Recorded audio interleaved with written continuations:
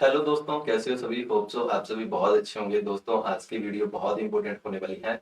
आज मैं आपको बताने वाला हूँ कि किस तरह से आप इंपोर्ट एक्सपोर्ट कर सकते हैं। चाहे आप इंडिया से कहीं से भी बिलोंग करते हैं और आप चाहते हैं कि अपना जो प्रोडक्ट या सर्विसेज है उसको इंपोर्ट या एक्सपोर्ट करना चाहते हैं किसी अदर कंट्री में, तो वो किस तरह से किया जाता है, कौन कौन से डॉक्यूमेंटेशन की जरूरत पड़ती है। तो आज की इस वीडियो में आपको मैं फुल ओवरव्यू देने वाला हूँ कि किस तरह से हम इंपोर्ट एक्सपोर्ट कर सकते हैं और उसके लिए हमें किन किन बातों का ध्यान रखना पड़ता है।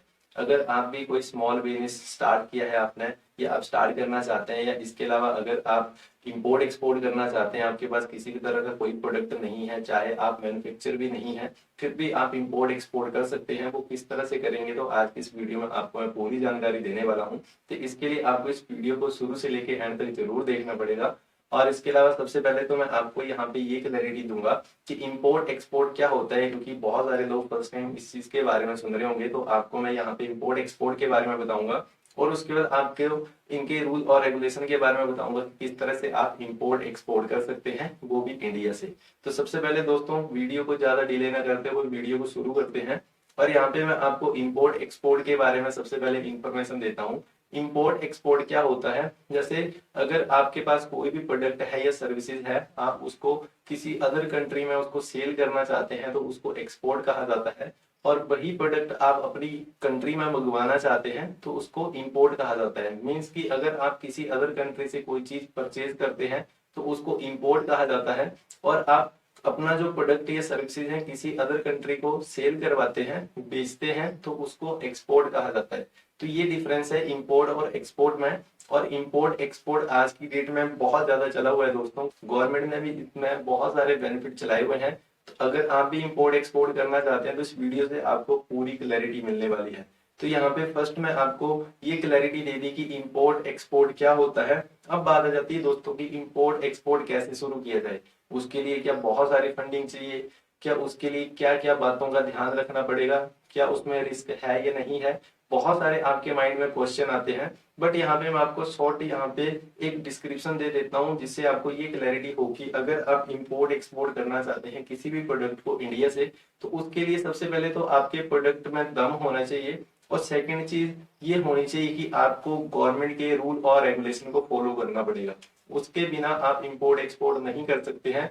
तो यही क्राइटेरिया आपको मैं इस वीडियो में बताने वाला हूँ। तो सबसे पहले यहाँ पे बात ये आ जाती है कि इंपोर्ट एक्सपोर्ट करने के लिए क्या हमारे पास प्रोडक्ट होना बहुत इंपॉर्टेंट है। ये बात बिल्कुल सही है दोस्तों। जब तक आपके पास प्रोडक्ट या सर्विसेज नहीं होंगी तो आप क्या इंपोर्ट या एक्सपोर्ट करोगे।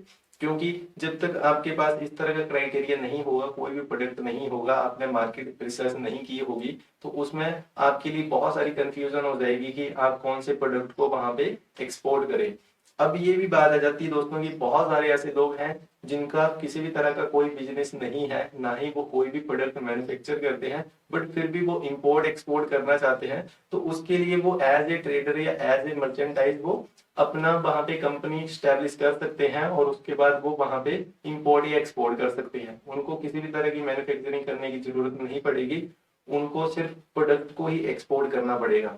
और इसके अलावा अब मैं आपको पूरे की पॉइंट बताने वाला हूँ यहाँ पे। ये तो मैंने आपको एक क्लैरिटी दी कि जिससे आपको थोड़ा और यहाँ पे पता लगे कि किस तरह से इंपोर्ट एक्सपोर्ट किया जाता है और जिसमें कौन कौन सी बातों का ध्यान रखना पड़ता है। और इसके अलावा दोस्तों एक और बात यहाँ पे थोड़ी सी बता देता हूँ, क्योंकि आगे बहुत सारी चीजें आपको पता लगने वाली है। वीडियो को यहाँ पे स्टॉप मत करना। और यहाँ पे मैं ऐसी बातें आपको बताने वाला हूँ जो कि आपके लिए बहुत इंपॉर्टेंट होने वाली है। अगर आप सीरियस हैं इंपोर्ट एक्सपोर्ट करने के लिए, अपना कोई भी प्रोडक्ट या सर्विसेज को किसी फॉरेन लेवल पे अपने जो प्रोडक्ट सर्विसेज को सेल करना चाहते हैं, एक्सपोर्ट करना चाहते हैं, फॉरेन मीन्स पूरी ही कंट्री में, अगर मैं आपको बताऊं तो पूरे वर्ल्ड में 195 कंट्री हैं, आप उनमें इंपोर्ट एक्सपोर्ट कर सकते हैं। वहां से कुछ माल मंगवा भी सकते हैं, कोई भी प्रोडक्ट आप वहां से परचेज भी कर सकते हैं और आप सेल भी कर सकते हैं। तो उसके लिए क्या क्या करना पड़ेगा, यहाँ पे मैं आपको 8 to 9 की पॉइंट बताने वाला हूँ, जिससे आपको बहुत अच्छी क्लैरिटी मिल जाएगी कि किस तरह से आप इंपोर्ट एक्सपोर्ट करेंगे। तो इंपोर्ट एक्सपोर्ट करने के लिए फर्स्ट जो हमारा पॉइंट रहने वाला है वो है प्रोडक्ट का। प्रोडक्ट रिसर्च आपको करनी पड़ेगी। ये मैं वीडियो हिमाचल के लोगों के लिए बेसिकली बना रहा हूँ कि हिमाचल के लोग इसमें बहुत पीछे हैं इंपोर्ट और एक्सपोर्ट करने के लिए, और इसके रिलेटेड कोई वीडियो नहीं बनी थी, तो मैंने सोचा कि क्यों ना आपको एक इन्फॉर्मेशन दी जाए जिससे हिमाचल के जो बिजनेसमैन है या इंटरप्रेन्योर है वो आगे बढ़े, वो भी इंपोर्ट एक्सपोर्ट को एज ए कैरियर की तरह देखें। तो यहाँ पे सबसे पहले तो आपके पास प्रोडक्ट रिसर्च होनी चाहिए कि कौन से प्रोडक्ट को आप वहां पे सेल करेंगे या उसको मैन्युफैक्चर करेंगे या कहीं से आप उस प्रोडक्ट को मंगवाएंगे। तो सबसे पहले आपके पास प्रोडक्ट होना चाहिए। विदाउट प्रोडक्ट आप कोई भी प्रोडक्ट या सर्विसेज को कैसे सेल करोगे, कैसे एक्सपोर्ट करोगे, तो वो आपके लिए बहुत इंपॉर्टेंट है। और वो प्रोडक्ट आपके रेलेवेंट होना चाहिए, मीन्स की कौन कौन सी कंट्री उस प्रोडक्ट को यूज करती हैं, तो उसके बारे में भी आपको पता होना चाहिए, जिसको बोला जाता है मार्केट रिसर्च, जो कि आपका सेकंड पॉइंट रहने वाला है। मार्केट रिसर्च भी बहुत इंपॉर्टेंट है। अगर आपने कोई प्रोडक्ट चूज कर लिया है और आपने मार्केट को नहीं देखा कि मार्केट में उसकी कितनी डिमांड है, कितनी सप्लाई है, तो तब तक आपका जो प्रोडक्ट है वो एक्सपोर्ट नहीं होगा। क्योंकि बात ऐसी है ना दोस्तों कि इंपोर्ट एक्सपोर्ट आज की डेट में बहुत सारे लोग कर रहे हैं, और बहुत सारे जो लोग हैं बाहर से भी बहुत सारे प्रोडक्ट को परचेज करते हैं और यहाँ से भी बहुत सारे प्रोडक्ट को सेल आउट करवाते हैं। तो इसके लिए क्या करना पड़ेगा कि हमारे पास रिसर्च होनी चाहिए मार्केट के रिलेटेड की उस प्रोडक्ट के लिए कौन कौन से कंपटीटर हैं, किस तरह का कंपटीशन रहेगा। तो वो सारी चीजें आ जाती है मार्केट रिसर्च में, जिसमें हमें ये पता होना चाहिए कि कौन सी कंट्री में इस प्रोडक्ट की ज्यादा डिमांड है, कौन सी कंट्री में इस प्रोडक्ट का क्या प्राइस रहने वाला है। तो ये सारी चीजें मार्केट रिसर्च में आ जाती हैं। तो हमने यहाँ पे जो 2 स्टेप है उनको कंप्लीट कर लिया है, जो कि फर्स्ट है प्रोडक्ट का और सेकंड है मार्केट रिसर्च का। दोनों में हमें रिसर्च करनी पड़ती है। और थर्ड पॉइंट के बारे में बात करूं वो है कंपनी, क्योंकि विदाउट कंपनी आप कोई भी प्रोडक्ट को कैसे एक्सपोर्ट करेंगे, क्योंकि जो बायर है वो सबसे पहले तो आपके ऊपर ट्रस्ट के इशू के बिहाफ पे रहेगा। क्योंकि जब भी आप कोई भी प्रोडक्ट कहीं से, मान लो एग्जांपल के लिए, अगर आप ही सऊदी अरब से या किसी और अदर कंट्री से, चाइना से, जापान से आप कोई भी प्रोडक्ट मंगवाना चाहते हैं, तो सबसे पहले तो आप कंपनी के बारे में पढ़ोगे ना कि कंपनी है एक्चुअल में या नहीं है, इसके किस तरह के प्रोडक्ट हैं, प्रोडक्ट सही रहेगा या नहीं रहेगा। आप वहां से सैंपल मंगवाएंगे, उसको चेक करेंगे, उसके बाद ही आप उस प्रोडक्ट को एज ए बल्क या जिस तरह की आपकी रिक्वायरमेंट रहेगी आप उसको परचेज करेंगे। तो ट्रस्ट फैक्टर बहुत इंपॉर्टेंट है। तो उसके लिए आपको कंपनी बनानी पड़ेगी। कंपनी आप अपने बिहाफ पे बना सकते हैं। यहाँ पे मैंने ये भी बताया आपको कि अगर आप मैन्युफैक्चर नहीं है, ना ही आपके पास किसी तरह का प्रोडक्ट है, तो आप एज ए ट्रेडर या एज ए मर्चेंडाइज आप अपनी कंपनी वहां पे बिल्डअप कर सकते हैं। अब मैं आपको फोर्थ पॉइंट के बारे में बात करूं, वो है प्राइसिंग का। प्राइसिंग और चार्जेस के बारे में आपके पास नॉलेज होना बहुत इंपॉर्टेंट है। अगर आप किसी भी प्रोडक्ट के ऊपर डीलिंग करने वाले हैं या सर्विसेज के रिलेटेड डीलिंग करने वाले हैं, क्योंकि आपको ये पता होना चाहिए कि उस प्रोडक्ट की कितनी वैल्यू है, प्राइस किस तरह का फ्लैक्चुएट रहता है, कि उसका जो प्राइस है कांस्टेंट रहता है या नहीं रहता है, कभी कभार कम रहता है या ज्यादा रहता है, उसमें हमें किस तरह का प्रॉफिट रहेगा, लॉस रहेगा। क्योंकि ये बातें मैं इसलिए बता रहा हूँ कि दोस्तों आपको ये बता दूं कि 5, 10 या 20 हजार या 1 लाख का कोई भी प्रोडक्ट वहां पे आप एक्सपोर्ट नहीं करोगे, क्योंकि इतना तो चार्जेस आपके वहां पे उसको एक्सपोर्ट करने के ही आ जाएंगे। तो जो भी आप प्रोडक्ट या सर्विसेज वहां पे एक्सपोर्ट करोगे वो लार्ज मार्जिन पे रहेगा। अगर आपका प्रोडक्ट बहुत अच्छा है तो आप उसको लार्ज मार्जिन पे वहां पे उसको एक्सपोर्ट कर सकते हैं। तो ये बहुत डिपेंड करता है। पर ये नहीं बोल रहा हूँ कि आप इतना आपके लिए एफोर्ड करना पड़ेगा कि 1 लाख का ही आपको वहां पे लोड भेजना पड़ेगा। ये डिपेंड करता है दोस्तों की सामने वाले की किस तरह की सप्लाई है, आपने बायर से किस तरह से बात की हुई है, ये भी मैं आपको क्लैरिटी दूंगा आगे। तो यहाँ पे प्राइसेज हमें चेक करने पड़ते हैं, और इसमें ये भी देखना पड़ता है कई बार हम किसी से मैन्युफैक्चर करवाते हैं किसी भी प्रोडक्ट को, तो वहां पे हमें कितने का पड़ रहा है। तो ये सारी चीजें वहां पे हमें देखनी पड़ती है। और जो फिफ्थ पॉइंट है वो मैं आपको यहाँ पे बताने वाला हूँ, वो रहने वाला है सर्टिफिकेट के रिलेटेड और डॉक्यूमेंट के बारे में। अब आपने कंपनी तो ओपन कर ली, कंपनी के डॉक्यूमेंट तो कंप्लीट कर लिए आपने, चाहे वो जीएसटी रहेगा या और कोई डॉक्यूमेंट रहेंगे वो आपने वहां पे ले लिए। चाहे आप फूड के ऊपर काम कर रहे हैं तो फूड के रिलेटेड आपने स्टेट का वहां पे लाइसेंस ले लिया है। बट ये जो डॉक्यूमेंटेशन या सर्टिफिकेट के बारे में बात कर रहा हूँ ये है पूरे ग्लोबली रहने वाला है, कि अगर आप इंडिया से इंपोर्ट या एक्सपोर्ट करना चाहते हैं तो आपको आईईसी का सर्टिफिकेट लेना पड़ता है, जिसको इंपोर्ट एक्सपोर्ट सर्टिफिकेट कहा जाता है। और इसमें आपको ये बेनिफिट रहता है कि आप पूरी ऑल ओवर जितनी भी कंट्री है उनमें आप इंपोर्ट या एक्सपोर्ट कर सकते हैं। और इसके अलावा आपको आरसीएमसी भी लेनी पड़ती है। ये आप वहाँ पे और क्राइटेरिया के डॉक्यूमेंटेशन रहते हैं एज पर जो भी कंट्री में आप वहाँ पे जो प्रोडक्ट है उसको इम्पोर्ट या एक्सपोर्ट करना चाहते हैं। तो ये आपके लिए बहुत इंपॉर्टेंट रहते हैं, क्योंकि ये जो लेवल है आपका नेशनल लेवल पे आप इंपोर्ट एक्सपोर्ट कर रहे हैं, तो गवर्नमेंट ने इसमें बहुत सारी छूट दी है, बट उसमें बहुत सारे रूल रेगुलेशन भी रखे हैं, उनको आपको फॉलो करना पड़ेगा। क्योंकि इसमें ये है कि कुछ लोग ऐसे सोचेंगे कि हम अपना जो प्रोडक्ट है उसको ऐसे ही सेल कर देंगे, तो ये बात नहीं चलेगी। अगर मान लो कि आपने कोई भी प्रोडक्ट यहाँ से सेल किया है, एक्सपोर्ट किया है, और आपने पहले कुछ और प्रोडक्ट दिखाया है और बाद में आप कुछ और वहां पे एक्सपोर्ट कर रहे हैं, और आपका वहां पे जो लोट है, जो भी आपने प्रोडक्ट वहां पे सेल किया है, एक्सपोर्ट किया है, वो वहां पे उन्होंने रिजेक्ट कर दिया, तो आपके ऊपर कार्रवाई हो सकती है। क्योंकि यहाँ पे इंडिया के बारे में बात आ रही है कि इंडिया से ये प्रोडक्ट वहां पे गया है, तो गवर्नमेंट को ये बात पता लग जाएगी कि आपका जो प्रोडक्ट है वहां पे रिजेक्ट हो गया है, तो उसके लिए गवर्नमेंट आपको बैन भी कर सकती है। आप फिर कभी फ्यूचर में इंपोर्ट या एक्सपोर्ट नहीं कर सकते हैं। तो आपको सर्टिफिकेट के बारे में पता होना जरूरी है, कौन कौन से डॉक्यूमेंटेशन लगेंगे। यहाँ पे मैं सिर्फ आपको एक ओवरव्यू दे रहा हूँ कि आपको इस तरह के डॉक्यूमेंटेशन लेने पड़ते हैं, और ये डिपेंड करता है कि आप कौन से जो प्रोडक्ट या सर्विसेज है उनमें डीलिंग करने वाले हैं। आईईसी का सर्टिफिकेट आपको लेना ही पड़ता है, और आरसीएमसी भी आपको लेनी पड़ती है, जो कि डिफरेंट डिफरेंट कैटेगरी के रिलेटेड रहती है। अगर आप एग्रीकल्चर के रिलेटेड वहां पे जो प्रोडक्ट या सर्विसेज हैं उनको एक्सपोर्ट करना चाहते हैं, इंपोर्ट करना चाहते हैं, या इसके अलावा आप टेक्नोलॉजी के रिलेटेड या इलेक्ट्रॉनिक के रिलेटेड वहां पे जो आपके प्रोडक्ट या सर्विसेज हैं उनके ऊपर काम करना चाहते हैं, तो उस तरह की आपको आरसीएमसी लेनी पड़ती है, जिसको रजिस्टर्ड कम मेंबरशिप सर्टिफिकेट कहा जाता है।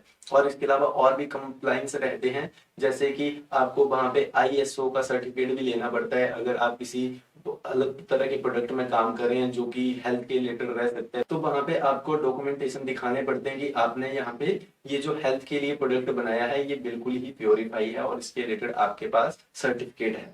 तो ये आपका फिफ्थ पॉइंट था। और सिक्स्थ पॉइंट के बारे में बात करूं, जो कि बहुत इंपॉर्टेंट रहने वाला है। जिस तरह से आप प्रोडक्ट के बारे में रिसर्च करेंगे, मार्केट के बारे में रिसर्च करेंगे, तो उसी तरह से यहाँ पे ये जो सिक्स्थ पॉइंट है वो है इनको टर्म्स के रिलेटेड।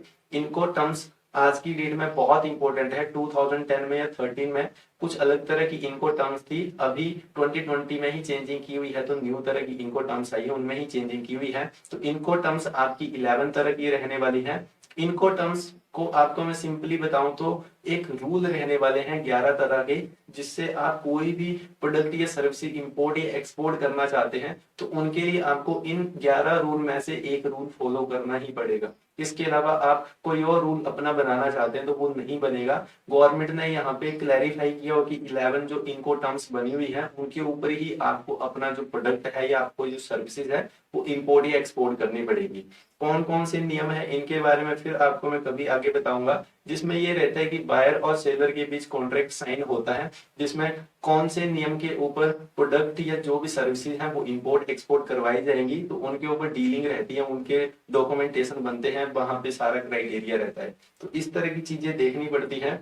और सेवंथ पॉइंट के बारे में बात करूं, जो कि रहने वाला है गवर्नमेंट की बेनिफिट के बारे में। अब गवर्नमेंट भी आपको बहुत सारे बेनिफिट प्रोवाइड करके देती है। अगर आप एग्रीकल्चर में काम कर रहे हैं, टेक्नोलॉजी में काम कर रहे हैं, इलेक्ट्रॉनिक्स में काम कर रहे हैं, या आप टेक्सटाइल इंडस्ट्री में काम कर रहे हैं, तो ये डिपेंड करता है कि कौन सी आप इंडस्ट्री में काम करने वाले हैं। जिस तरह का आपका प्रोडक्ट रहेगा तो उसी तरह से आपको गवर्नमेंट वहां पे बेनिफिट प्रोवाइड करके देती है। अगर आपका इंपोर्ट एक्सपोर्ट बहुत अच्छा हो रहा है, आपके प्रोडक्ट में दम है, और इसके अलावा आपका प्रोडक्ट बहुत अच्छा है, तो गवर्नमेंट आपको बहुत अच्छी छूट वहां पे देती है।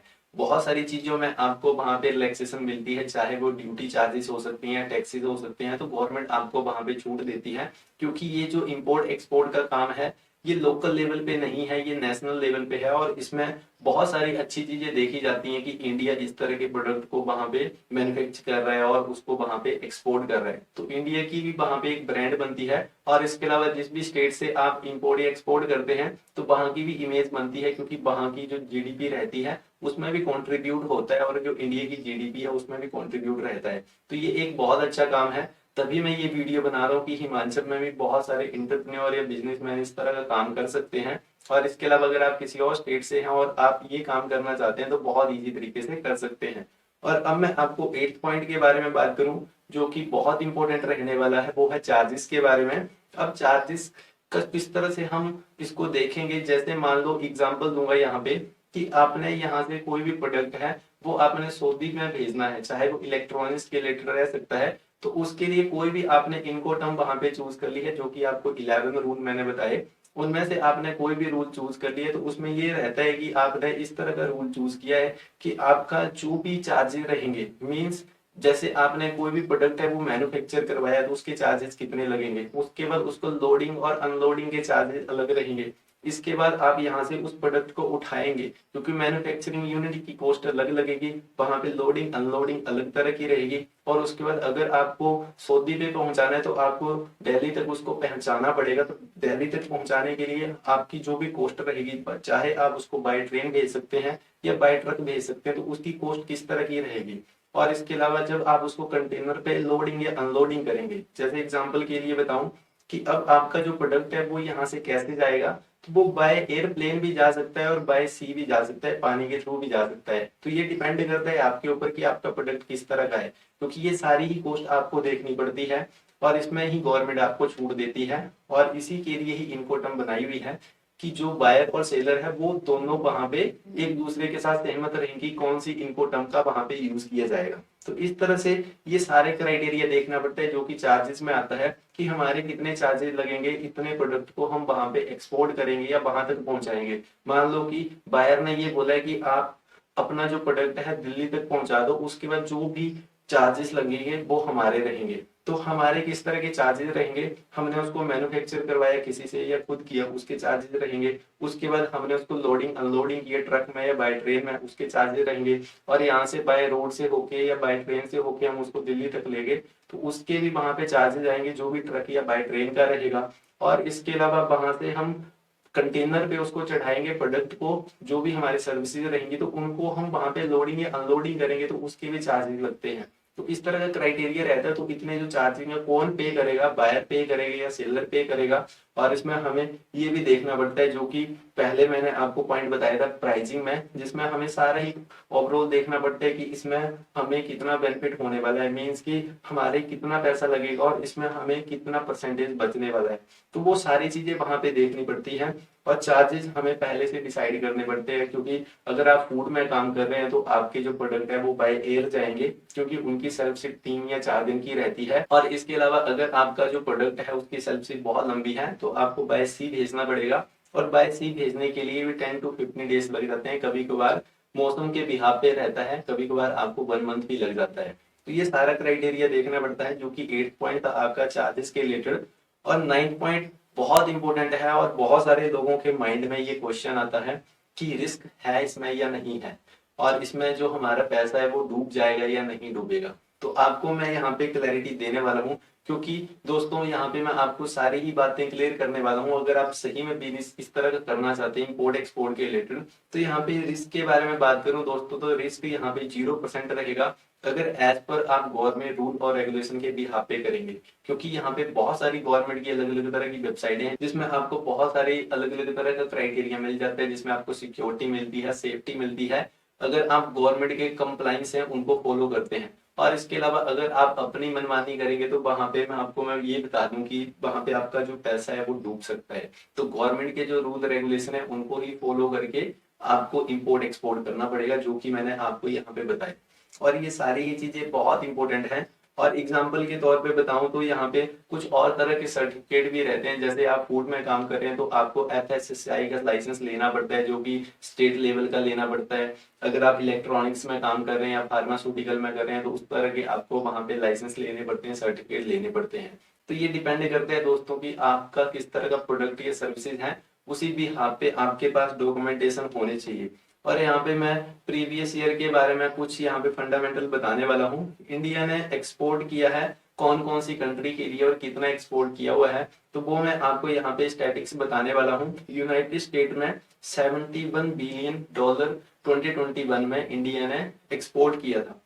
तो यहाँ पे आपको आइडिया लग गया होगा कि कितना ये मैं आपको यहाँ पे नहीं बता रहा हूँ कि कौन से प्रोडक्ट इंडिया ने वहां पे एक्सपोर्ट किए थे, कि आपको मैं बस ये बता रहा हूँ कि यूनाइटेड स्टेट में इंडिया ने $71 बिलियन जो प्राइस रहने वाला है वो एक्सपोर्ट का है।